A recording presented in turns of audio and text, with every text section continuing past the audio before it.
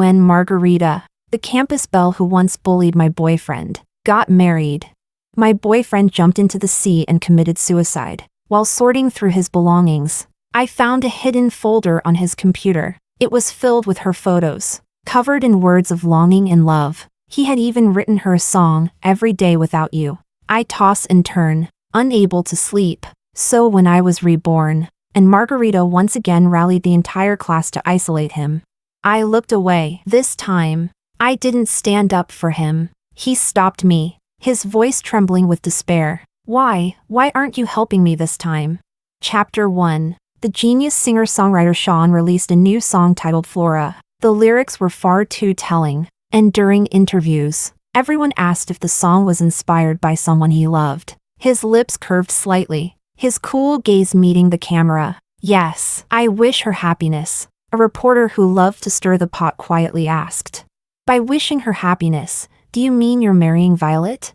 I am Violet. From high school until now, from a dim, damp basement to a glittering mansion of gold and marble, we had walked through more than 10 years together. It wasn't a secret in our circle. In the video, when Sean heard my name, he merely froze for a second. He didn't answer the reporter's question. He simply said the interview was over and left under the escort of his staff. Watching that unfinished interview, I recalled something I once read. If two people have been together for many years and still haven't gotten married, it probably means they never will. I never expected it to be true for Sean and me, because he jumped into the sea and took his own life. On the large coastal rock, they found an old phone. The screen was open to his chat with Margarita. The message unsent. I love you. Chapter 2. Sean was an orphan. After he passed away, there was no one but me to handle everything. Perhaps he had long foreseen this day, because he had already written his will and arranged everything with painful precision.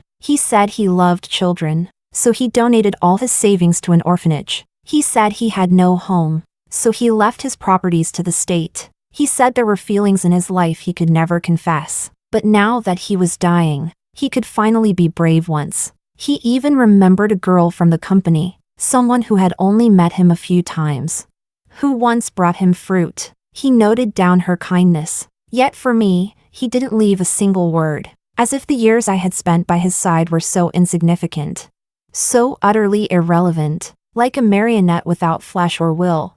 I mechanically took care of all his funeral affairs, until one day, I found an old laptop in the bookshelf, and inside a folder I opened by accident was a collection of photos, all of the same girl, our high school's queen bee, Margarita. He had named the folder Little Daisy. The daisy's flower language means love hidden deep in one's heart. With a sense of dread, I counted them. There were 520 photos in total. Since graduation, they hadn't even seen each other once. Opening the image viewer, I noticed some photos still had social media watermarks. The earliest one was from our freshman orientation night, a curtain call photo of Margarita on stage. The latest was her wedding photo. In that moment, I understood who Sean's new song Flora was written for. There was a lyric that went, "Every day without you." I toss and turn, unable to sleep. That was his way of confessing to the world, his way of saying I love her, and I finally understood what he meant by I wish her happiness. My heart clenched painfully, as if someone were squeezing it in their hand, each pulse sharper than the last. At the end of the photos, there was a document. It recorded his secret love for Margarita. Starting from our first year of high school. How ironic. Margarita had bullied him from the very first day of school, mocked him as a country bumpkin, cornered him in the restroom and poured cold water over his head, sent people to beat him after class in dark alleys, cut up his clothes, forced him to do her homework, and made him run errands to buy her snacks. And I had been the one who couldn't stand watching anymore. The one who kept saving him, helping him return to a normal life. Yet he never mentioned any of that. All he wrote about was that rainy day, when Margarita handed him an umbrella. He said at that moment, the world stopped, and in all the noise of the earth, only her beautiful silhouette remained. That single image became his lifelong obsession. Even his dream of becoming a singer had started because of her. Once, when she was mocking him, she found the lyrics he had hidden in his notebook, in front of the entire class. She read them aloud, those words that, to us back then, were both shameful and sentimental. Then she sneered and told him, "Not everyone can be a star, some people just aren't meant for it." But instead of feeling humiliated, he only wanted to climb to the highest stage.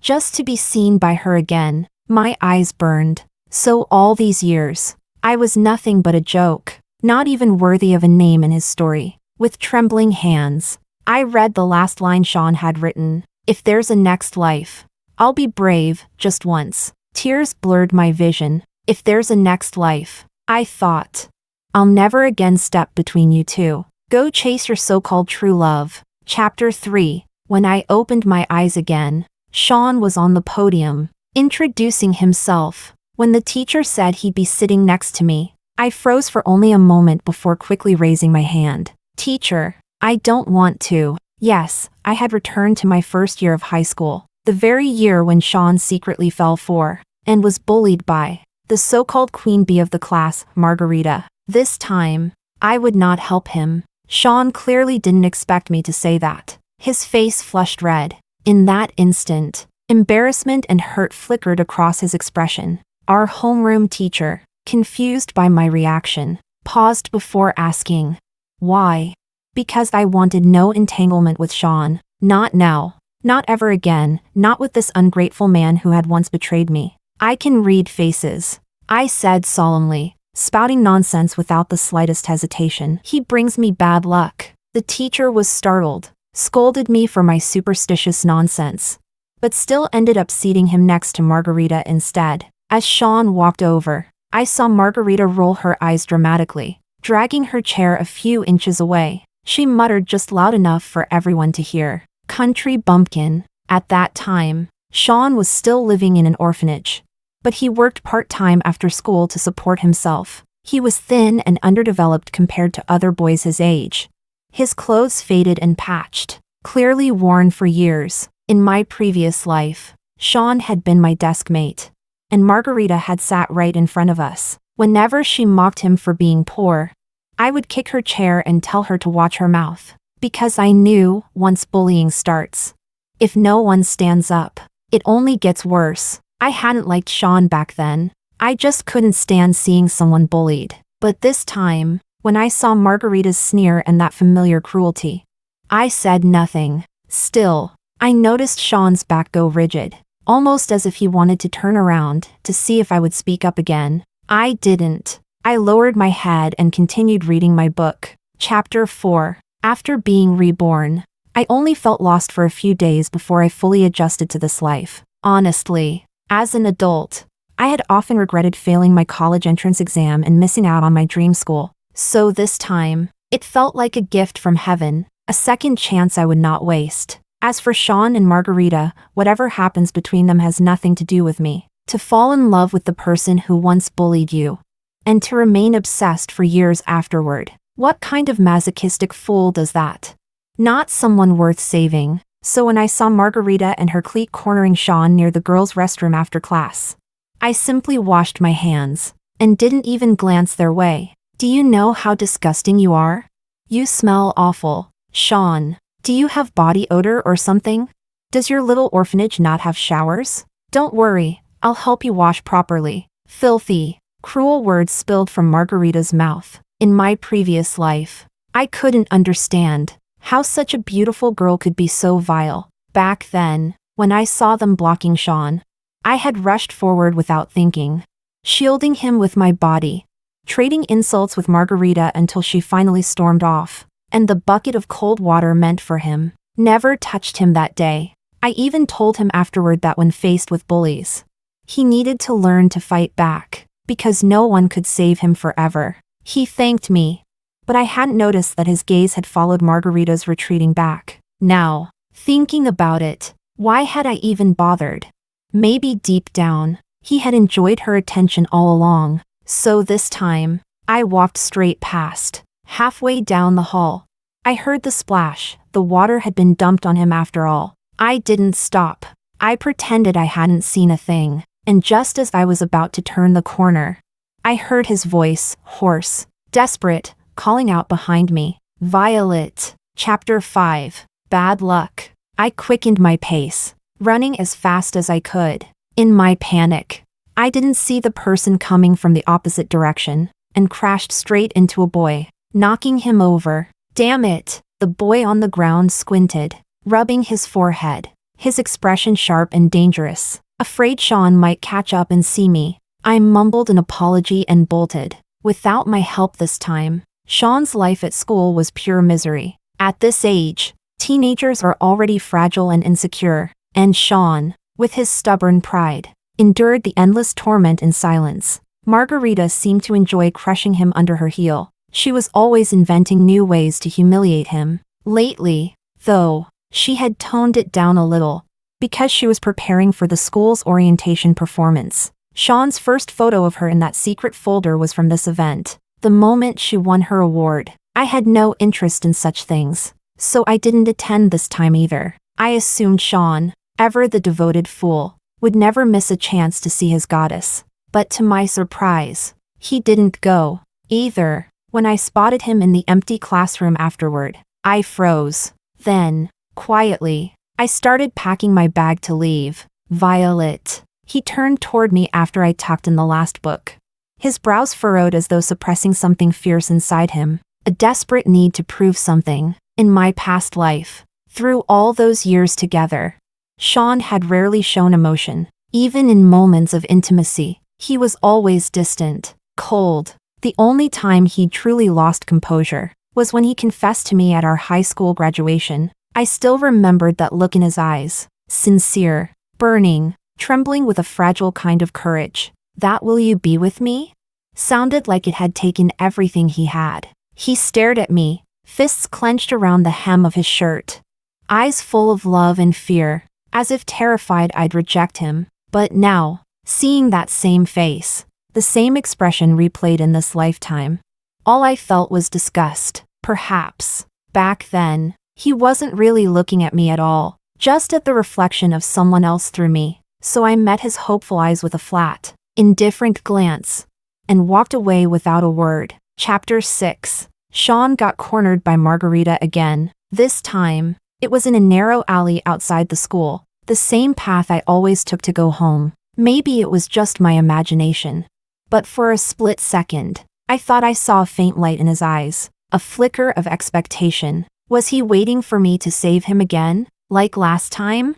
Of course not. I only gave a casual glance before looking away. Margarita's obsession with tormenting Sean seemed almost pathological. "Hey, country bumpkin, what's that in your hand?" she sneered, eyes glinting. "Are you some kind of pervert? I swear I saw something that belongs to a girl." Sean gritted his teeth, staying silent, unhappy with his silence. Margarita reached out to grab it. "What the hell? Did you steal something from me?" But to everyone's shock, Sean reacted violently this time. He shoved her away and turned toward me. "It's not yours," he said darkly. "If you break it, I'll fight you to the death." His voice was low, fierce. I stared straight ahead, refusing to meet his eyes, and marched forward, firm, unflinching, as if I were heading to a solemn mission. And just like that, the faint light in Sean's eyes slowly dimmed into darkness under my cold indifference. Then came the dull, heavy sound of fists striking flesh, followed by his muffled grunts of pain. I still didn't turn around, but out of the corner of my eye, I saw him clutching something tightly in his hand, refusing to let go. Chapter 7. I had just walked out of that alley when, in the next one over, I ran into someone else. He was sitting against the wall, face covered in bruises, his clothes and pants streaked with blood. Looked like he'd just been in a fight too. TSK. This road really was unlucky. I'd better take another route next time. I was about to leave when the man spoke. "Hey, you're just gonna walk by and not help?" I froze where I was. After reading enough novels, I'd learned one thing: never pick up strange men off the street, especially the handsome ones. Besides, in my last life, I had saved Sean countless times, and he hadn't remembered a single act of kindness. Why should I bother again? So I pretended not to hear him. Just as I lifted my foot to go, he tilted his head and shot me a sidelong glance. "Seriously? You're not gonna help?" Annoying type, I thought. He gave a low chuckle. Can't even give a hand to someone who's hurt? You knocked me over last time. My ass still hurts from that. I fished out my phone. Then I'll call you an ambulance. He raised an eyebrow. Wow, you're something else. Thanks. Seeing as you can still talk. I'm guessing you're not dying. I'm serious. I can't move. Just help me up. We're from the same school. You think I'm gonna scam you or something? When I still didn't move, he seemed to laugh in disbelief. You're that wary? I don't even know if you're a good guy. I replied. What if you've got a knife and stab me when you're in a bad mood? He snorted. Your imagination's impressive. Then he pulled out a student ID and tossed it toward me. Grade 1. Class 3, Elias. I bent down and picked it up. Yep. Same school. So, I help you up. And then what? Beauty. Give me a second. My leg's practically broken. Only then did I notice the steady trickle of blood seeping from his leg. Still, I hesitated. Sean had left me with more than a few trust issues. What are you waiting for? I'm seriously about to pass out here. I sighed, walked over, and put his arm around my shoulder. Which leg's broken? Right one. Okay, I'll hold you up. Use your left leg to balance. I underestimated Elias's weight. I couldn't lift him at all. Stubbornly, I put all my strength into it, and from above came his gritted teeth and dry voice. Great, my leg was broken before. Now you've broken my arm too. Aw, my mistake. After a lot of struggling, I finally managed to half carry him to the mouth of the alley. That's when I saw Sean, his face covered in bruises. 2. Chapter 8. His gaze stayed fixed on me for a long time, then shifted to Elias, whose entire weight was leaning against my shoulder. I could almost see the tension in Sean's face crumble, bit by bit. It reminded me of before, when I'd seen Margarita cornering him and shouted fire. To draw a crowd and save him, when I had been the one to hold him up. To ask if he was okay. To take him to the hospital and stay with him all night. Back then, it wasn't because I liked him. I was just a decent person, but reality had taught me a harsh truth. Good people don't get remembered. Good people don't even get a thank you. So this time, I had withdrawn all my kindness. Violet. Sean's voice was hoarse, trembling slightly. You helped him. I looked at him calmly, frowning faintly, but he stepped closer, his thin body trembling. And, under my confused gaze, he held out his hand. In his palm lay a strawberry-shaped hair clip. Mine. The same one he had been clutching so tightly. The one he had protected, even while being beaten, like a drowning man clutching a single straw. He looked at me, eyes filled with despair and pleading. His voice was low, almost swallowed by the night air. Why didn't you help me this time? Chapter 9. For a brief moment, I wondered if I was seeing things. How could Sean have that kind of expression? He had always been gloomy, quiet, indifferent, never one to show much emotion. He was the kind of person whose lips rarely curved into a smile. And he had loved Margarita. This was already the 3rd time he had called my name since I was reborn. And yet, in my last life, when he took his own life, he didn't leave me a single word. That was just who he was, cold, detached. To him, I was probably just another passerby in his story. So when I lifted my eyes to look at him, my tone was as cold as my stare. Do we even know each other? That was the same question he had asked me once, the first time I ever helped him. Back then, I thought he was embarrassed, ashamed to be seen so beaten and humiliated. So I had told him, we're desk mates. I want to protect you. But now, looking back, perhaps he had never cared for my so-called kindness. In the sleepless nights after my rebirth, I often asked myself, was I wrong to help him back then? Now, I hadn't helped him. I had helped someone else. I didn't know what he was thinking, but I recalled something I once read. I want you to watch, clearly, as I give up on you again and again, while saving someone else instead. I want you to light up with hope, only to fall into despair, over and over again, until the darkness swallows you whole. So let him think whatever he wants. The worse he imagines, the better. We're. Sean's voice trembled, his chest heaving, face pale. He looked as though he wanted to accuse me. After all, even if we weren't close, we were still classmates. He probably thought I shouldn't have just walked away. But before he could finish, the boy leaning against me, Elias, snapped impatiently. What's with this pity act? You've still got your arms and legs, don't you? Stop playing the victim, Violet. If we don't go now, I'm going to collapse. TSK. Fierce, even half-injured. Elias still spoke with that cocky, overconfident tone. Sean froze at his words. His lips trembled, and his eyes reddened slightly as he looked at me. I wanted nothing more than to get away from this mess. So I said calmly, let's go. I'll take you to the hospital. Sean's frail figure swayed, as if the slightest breeze might blow him away, and the way he looked at Elias was cold enough to pierce bone. Chapter 10. That guy was looking at you in a really weird way, Elias said suddenly after we got into the taxi. You'd better stay away from him. He leaned back lazily, adding, unlike me, good character, happy family, pure soul. No hidden motives, no tricks. Huh? I turned to look at his bold, smug face, and couldn't help saying, right, that's why you got into a fight and ended up half dead? Elias immediately puffed up like a proud peacock, patting his chest. Excuse me? I took on a whole group by myself. They're way worse off than I am, okay? This is just a little bleeding, no big deal. So you're only a little hurt. Guess that means we don't need to go to the hospital? He blinked, lips tightening, then suddenly slumped weakly against the window. No. I'm dying. Low blood sugar. Gonna pass out any second now. My silence was deafening, but I still reached into my bag and handed him a chocolate. He brightened immediately, taking a huge bite, his ears turning a deep shade of red. When I left the hospital later, Elias tugged on my sleeve insistently, refusing to let me go without giving him my contact info. You're my savior. Let me buy you dinner once I'm out. I'm in class 3. Name's Elias, don't forget it. Next semester I'm transferring to your class. I'm great at physics. By the way, I blinked, momentarily stunned. Elias.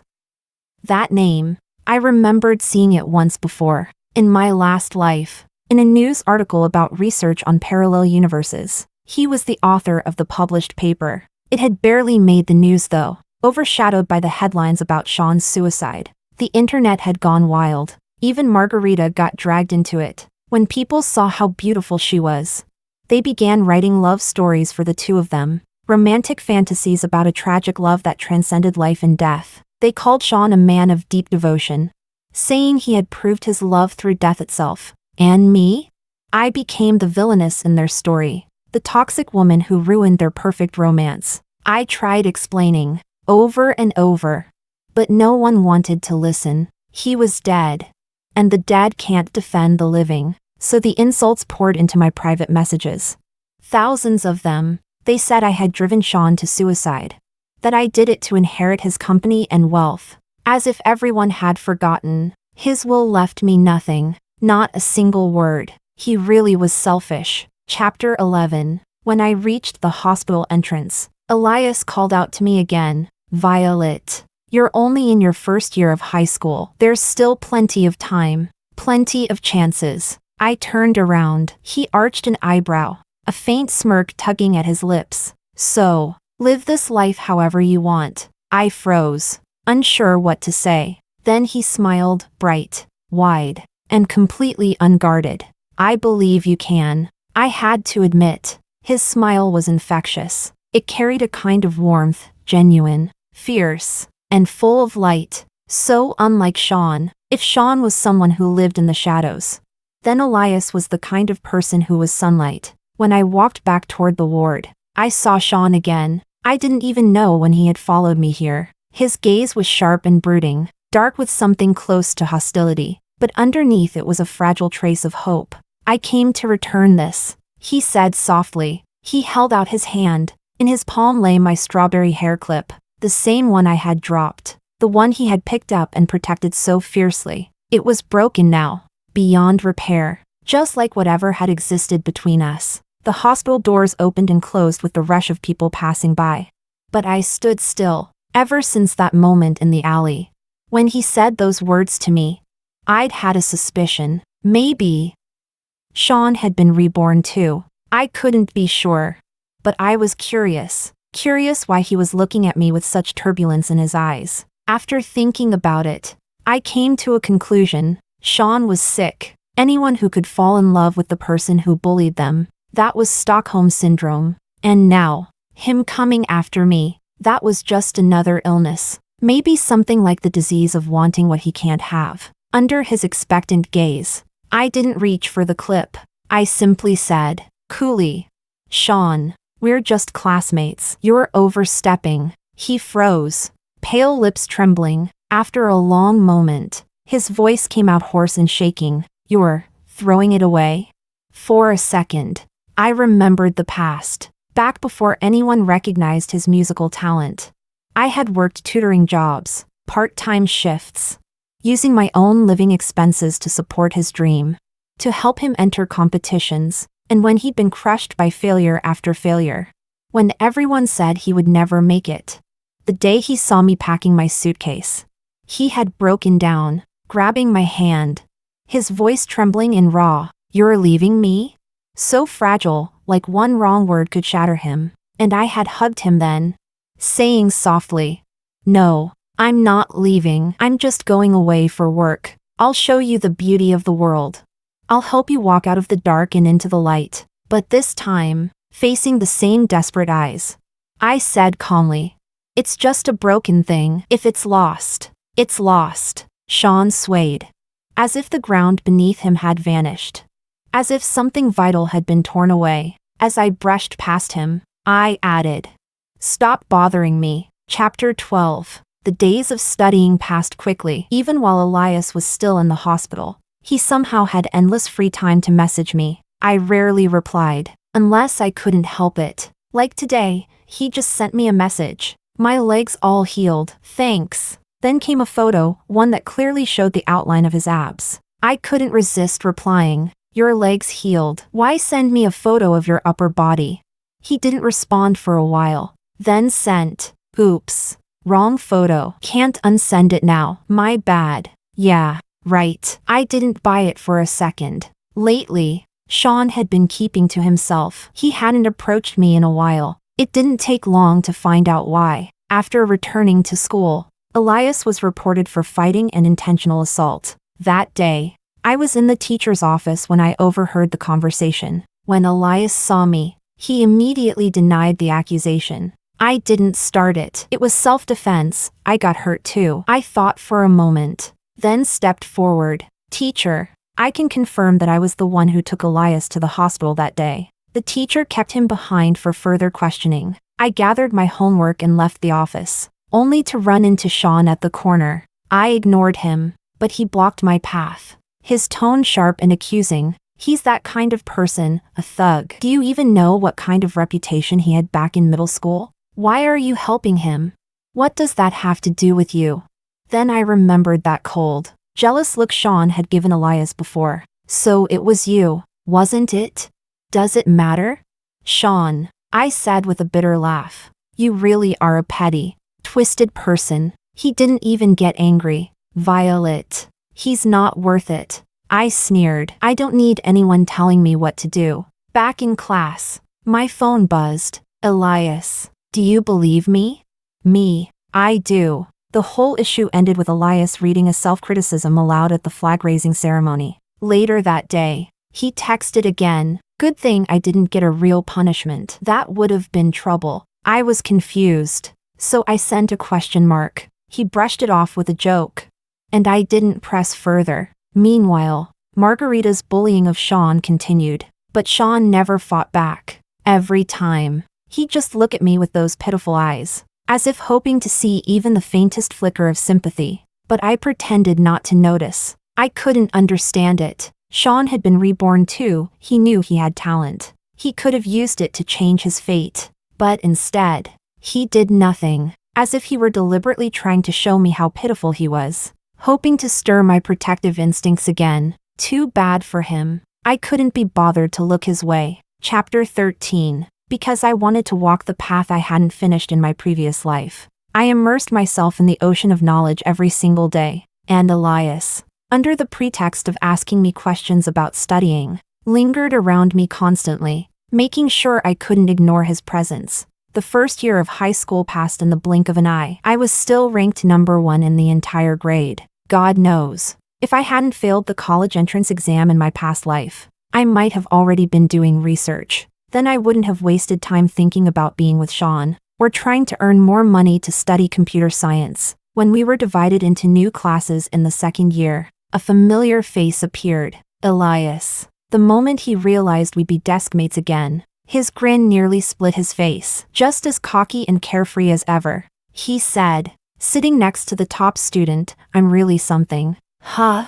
The moment Sean, sitting in front, heard that, his fists tightened even more, and soon came that rainy night he once mentioned, the night he said he liked Margarita's silhouette. To avoid him, I deliberately took another route home, but we still ran into each other. He didn't have an umbrella. The rain was heavy, roaring between heaven and earth, and from across the street, our eyes met from afar. I turned away at once, ready to change directions, but he called out to me, "Violet." I couldn't be bothered to answer and quickened my steps. Still, he caught up and blocked my way. The rain poured down mercilessly. His thin shirt clung wet and cold to his frail body. Water streamed down his face nonstop, blurring even his expression. I stood silently under my umbrella, with no intention of sharing its shelter. On the crowded street, I could feel strange looks from people passing by. He ignored them all, only staring at me quietly.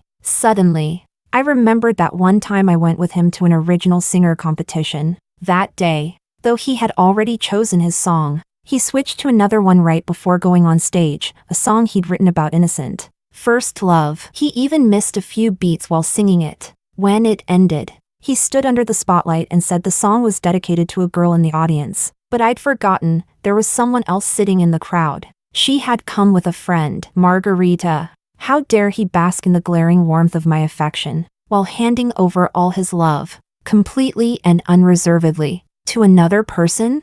"Why are you avoiding me?" Sean's lips trembled. His voice, strained with repressed emotion, was so soft it was almost drowned out by the rain. "You'd rather help someone else than even look at me." He took a small step forward, as if wanting to get closer. "Elias has everything. He doesn't need your charity." Charity? So, in his eyes, my help was nothing more than pity? I suddenly understood. Sean never really liked me. He thought my efforts to save him were nothing but idle amusement. That I was looking down on him, pitying his misfortune. That my so-called salvation and compassion were acts of self-righteous superiority. He believed the two of us were never equals. That's why he became obsessed with Margarita, a girl who toyed with him for fun, who never pitied him, who looked down on him completely. But he forgot one thing, because of my protection. Margarita had never actually hurt him before. Now, though, she had dragged him into the dirt, crushing his pride beneath her heel. Only then did he realize Margarita was nothing like the angel he imagined. And because I chose to stand aside this time, he began to see me as someone like him, someone from the same darkness. That was when I finally realized. Sean didn't deserve a hand reaching out to pull him from the shadows. What he wanted was someone just as broken as he was. Someone who could stay with him in the dark. But that person was not me. His body trembled, barely steady. His voice, faint and brittle, drifted through the rain. "Why do you hate me so much?"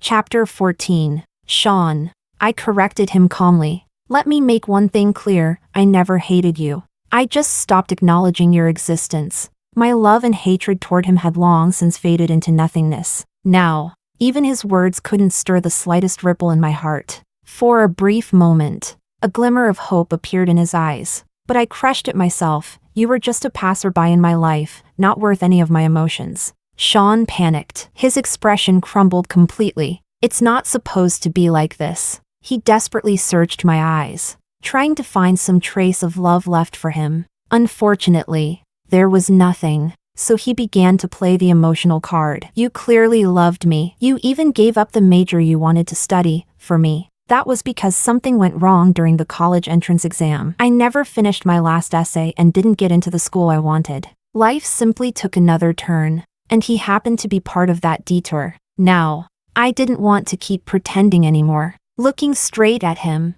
I said slowly, "When I liked you, it wasn't for any reason. I never thought I was saving you." My love back then was passionate and fearless. My affection for him was painfully obvious. I knew, all too well, that he was starved for love. Now it seems he was just starved for sense. Hearing the word love from my mouth, pride and relief flickered in his eyes. "I knew it. You love me." I cut him off. "That was the past. Now you're nothing but a stranger to me." He froze, eyes slowly reddening. "There's nothing between me and Margarita." Remembering how he obsessively kept countless photos of her like some creep, I felt my irritation rise. "You don't need to tell me that." Sean's face darkened, disbelief seeping into his tone. "But this time, nothing happened. I didn't do anything wrong. Why are you still like this?"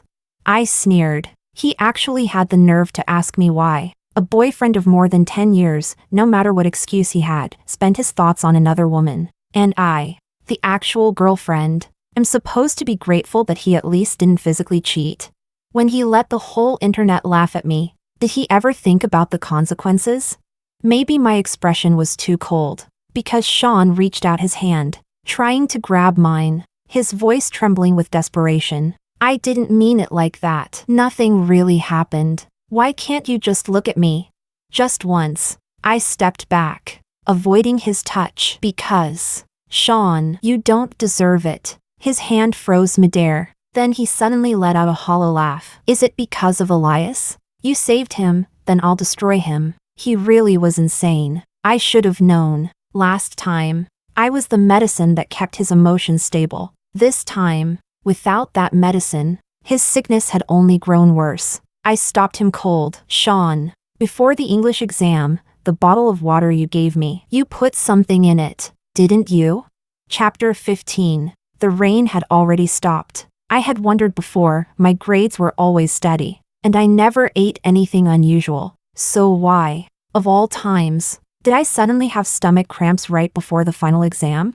The pain was so sharp it forced me to give up on my English essay. And because of that, I lost the chance to enter my dream university. But after what Sean just said, it struck me, maybe it hadn't been an accident at all. His face turned pale, inch by inch, as my words sank in. At last, he spoke in a voice so faint it was almost pitiful. "I just wanted you to stay with me." I stepped forward and slapped him with all my strength. "You're despicable. You're nothing but a rat hiding in the gutter." He said nothing for a long while. Then, his figure slowly vanished into the fading curtain of rain. I reached up to touch my face, cold, damp. It was the first time I had cried in so long. But not for Sean. I cried for myself, for the love I had given to the wrong person. Then, a pair of sneakers appeared before me. I looked up. Elias was standing there, holding out a tissue. Under the dim streetlight, his face was slightly blurred. I took the tissue from him. He was still holding an umbrella over my head, though the rain had stopped long ago. "Violet, do you know why I love physics?" He didn't wait for me to answer. "Because it has the magic to travel through time and space." "Have you ever heard of quantum entanglement?" He smiled faintly. "Quantum entanglement isn't bound by time or distance. Two particles, completely unrelated, can still become intertwined, connected across any distance." I froze. In my previous life, I'd once read a research paper about parallel universes. At the bottom of that paper was an email address, inviting anyone interested to reach out. When I couldn't sleep because of all the pain Sean caused me, I had sent an email to that address, and soon, I got a reply. I still remembered the message. "Miss Violet, would you like to try the experiment?" That very email had brought me here. Could it be Elias was the one who sent it? I looked at him closely. He extended his hand to me. "Don't worry about why you came here. What matters is, what do you truly want?" In the vast multiverse, among countless parallel worlds, there's always one version of you who finds lifelong happiness. Suddenly, it felt as if something inside me had opened, like a veil lifting. I reached out. Hesitantly, he grasped my hand and pulled me up. "Violet," he said softly, with a smile that felt like sunrise after endless rain. Go ahead, fly forward without fear. Chapter 16. After that rainy night, Sean got sick and stopped coming to school. Meanwhile, Elias's words from that night kept echoing in my mind. I began reading every article I could find about parallel universes, but none of them were ever proven, just theories and conjecture. Then, one day at the library, as I was borrowing books, I noticed something odd. Stephen Hawking's A Brief History of Time had a borrowing record, and according to the timestamp, I had borrowed it not long ago, but this was my first time ever touching that book. Then I saw another name written below mine, Elias. In that instant, a bold and terrifyingly clear thought formed in my head. I stood there for a long moment, stunned, before quietly sliding the book back onto the shelf. Then I did what I'd always done, buried myself in my studies again. What surprised me most, though, was that Margarita seemed to have changed completely. She even rallied the whole class to visit Sean and spent her own time taking care of him at the hospital. Sometimes, when I was exhausted from homework, I would overhear her murmuring softly to herself, "Don't die. I'll make it up to you. Forgive me." Words like those. I didn't know what had happened between them, but maybe that was for the best, wasn't it? Sean's dream from his past life was finally coming true. The goddess he had always adored was now within reach. When he returned, he stopped seeking me out. He was still the same, silent, solitary, nearly invisible in class. But at the start of senior year, a shocking piece of news spread. Apparently, over the summer, Sean had joined a singing competition and suddenly became famous. The songs that had made him popular in his previous life, he released earlier this time. Overnight, he became a school celebrity. In one interview, he said, "I want to stand at the highest point, side by side with the person I love, to protect her dream." And Margarita drew closer and closer to him, skipping classes to attend his shows. Even TV programs, they showed up at school less and less. Yet it didn't stop people from romanticizing their story. Everyone said they were a perfect match, the talented boy and the beautiful girl. Desk partners destined by fate. I didn't care to listen. Sometimes I'd get messages from unknown numbers, a few scattered lyrics, or half-finished sentences. I deleted all of them. Still, unease crept in. It felt like Sean was preparing for something big, something dangerous. Before I could figure out what it was, Margarita came to find me. Chapter 17. Last time, I had offended Margarita by helping Sean. She had mocked and provoked me in secret. But since I had good grades, a decent family, and a backbone, she eventually dropped it. This time, though, I hadn't said a single word to her, so I couldn't figure out why she was looking for me now. "So, Sean still can't forget you?"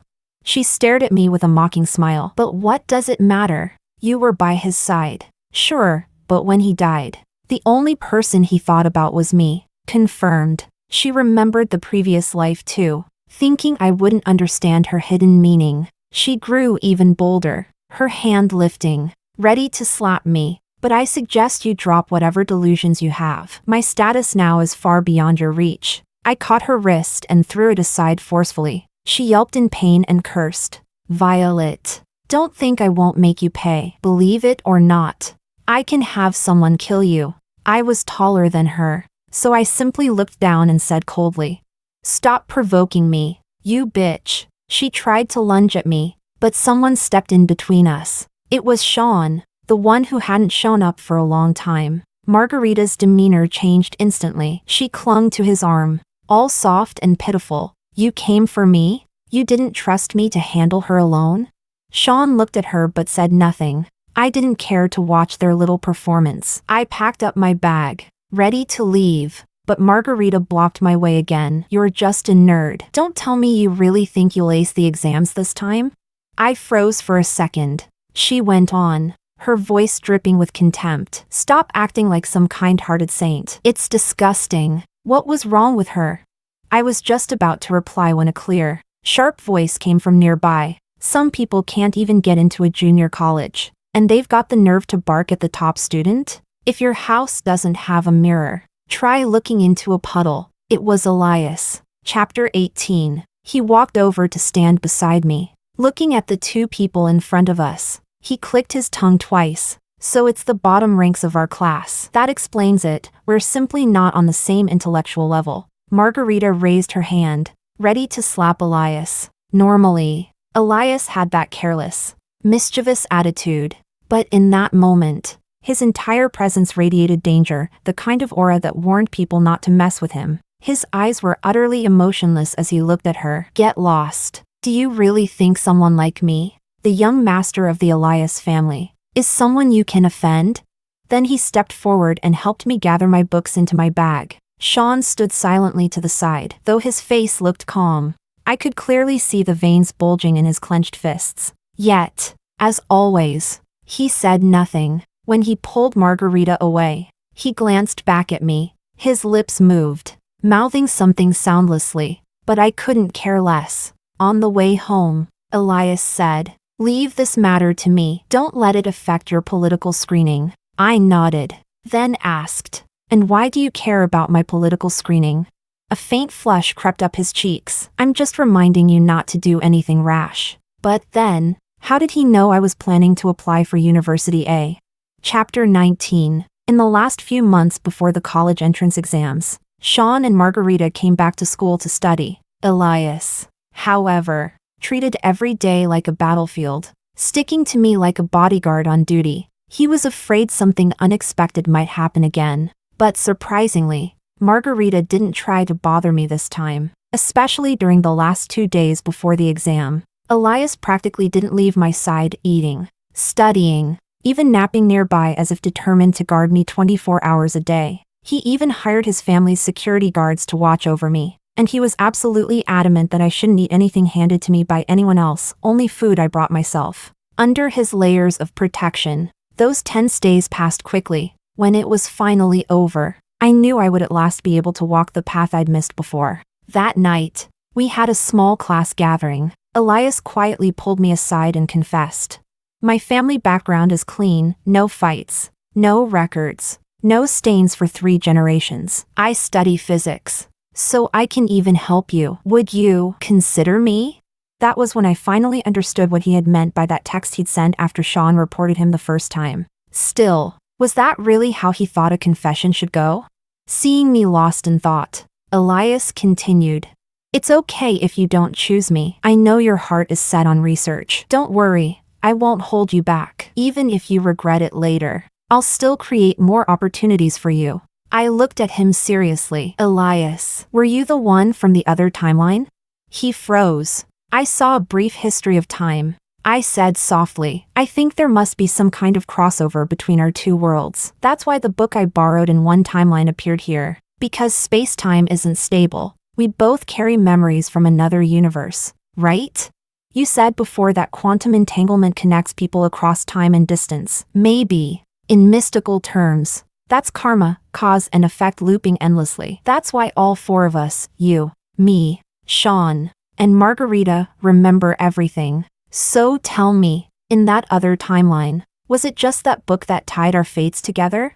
From his quiet confession, I learned about a love that had always been hidden. He'd first noticed me when I gave the speech as the school's top student in our freshman year. Since then, he'd started observing me, walking the same routes, learning my habits. When I joined the physics competition in sophomore year, he followed suit, borrowing the same books I read from the library. That was when he fell in love with physics too, because, to him, quantum mechanics really could connect worlds beyond time. He believed wholeheartedly that parallel universes could intersect. But back then, I was already with Sean, so he buried his feelings deep inside and focused on his research instead. Years later, during his PhD, he discovered a way to cross between worlds. And then, he received my email. That email I had sent, seeking answers, was answered by him. He was the one who led me here. But because it was an experiment, there were risks. Like now, we might remain here forever,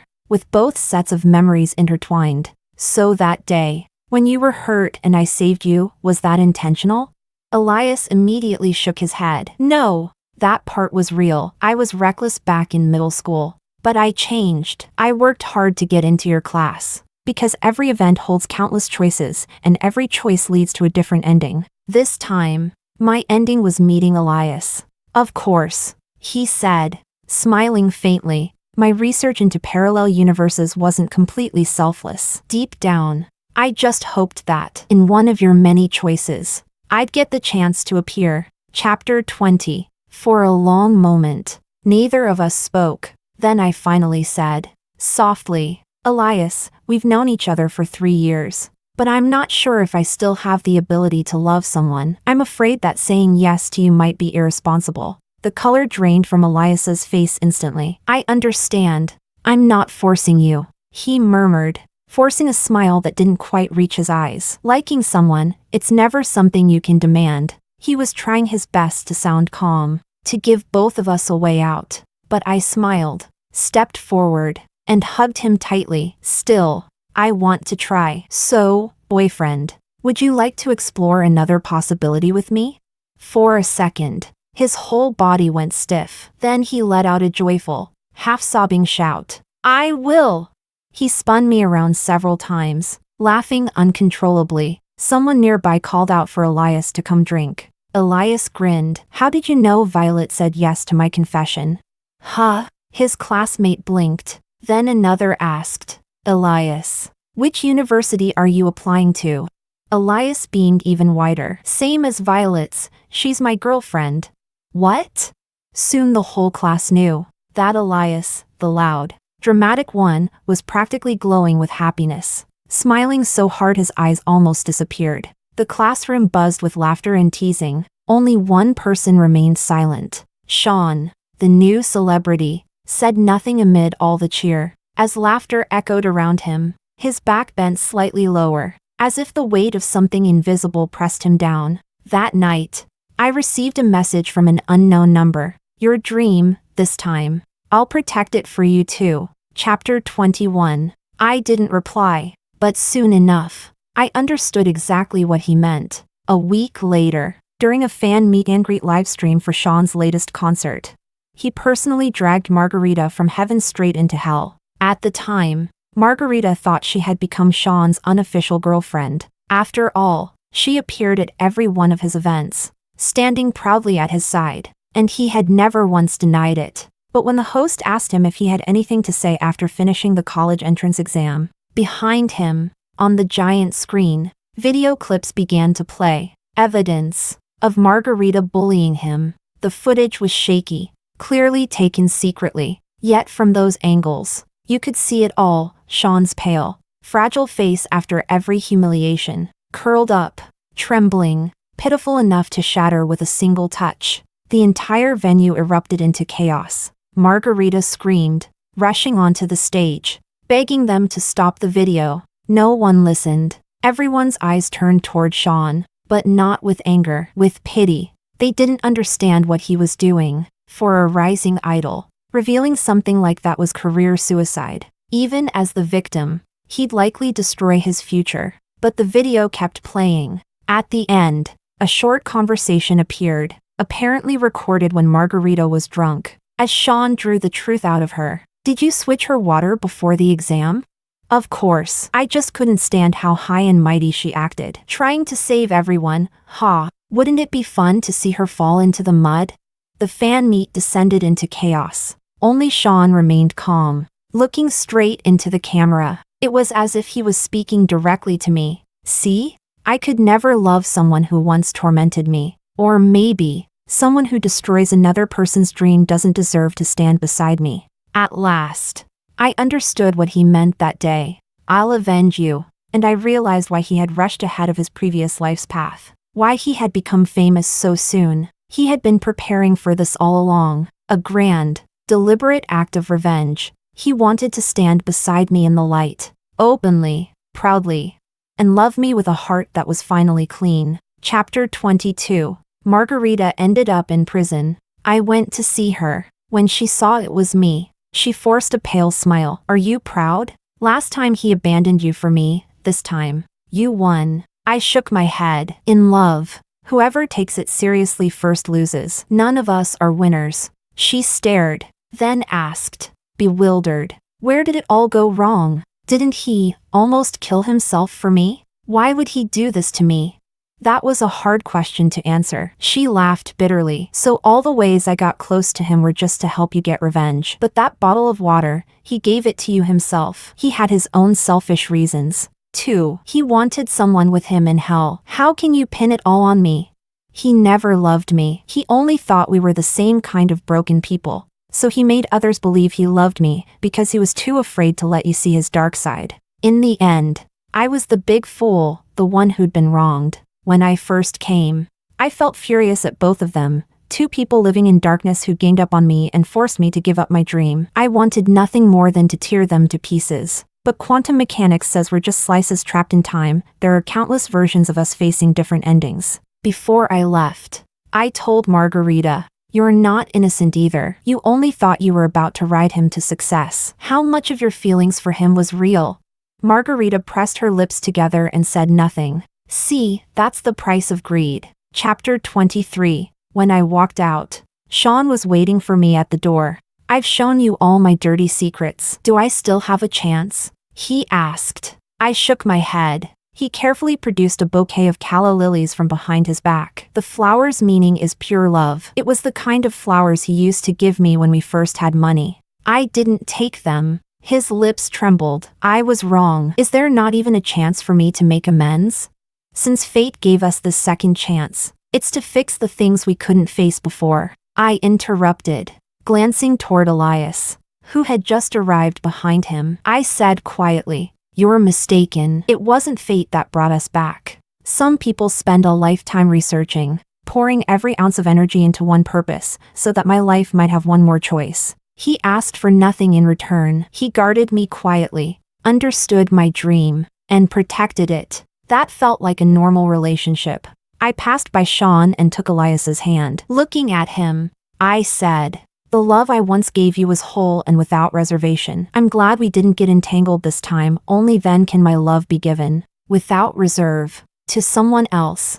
And in his world, the moon will never rise. The darkness will swallow every light." He stayed where he was, like a lost child. Chapter 24. I got into the university I had always dreamed of, studying the major I loved most. Then I kept going deeper into academics, spending almost every day buried in the lab, working on confidential research projects. I was even busier than Elias, who was already very busy himself. Every time I turned on my phone, there were his messages waiting for me. "Pay attention to me, honey. Talk to me, honey. My love. I'm on vacation now. I'm coming to see you, okay?"